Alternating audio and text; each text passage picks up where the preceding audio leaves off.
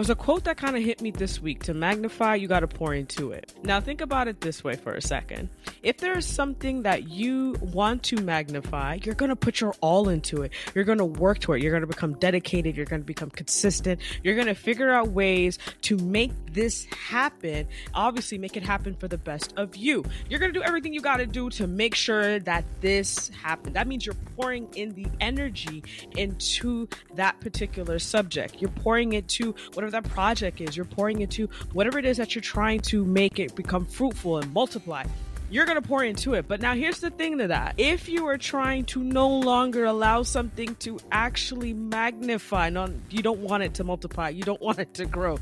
You want to just leave it where it is at and reverse back in the bushes like Homer.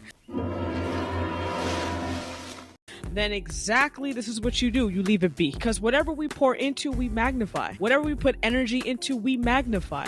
And believe it or not, we are energetic human beings. So no matter what we do, no matter how we try, our energy will allow things to magnify sometimes without us even knowing. Because subconsciously, you could be pouring into something and you're not even realizing, because subconsciously you're giving it power.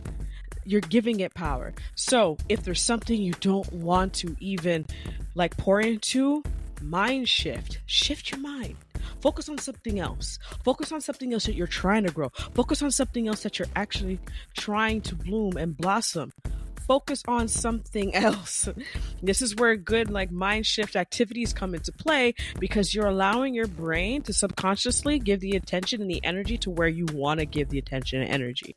So I want you to think about that for a moment. Before you give it energy and you don't want to give it energy, take a step back and say, you know what? I am not going to allow this to magnify, because whatever I pour into will magnify. It just takes me giving that energy for it to magnify.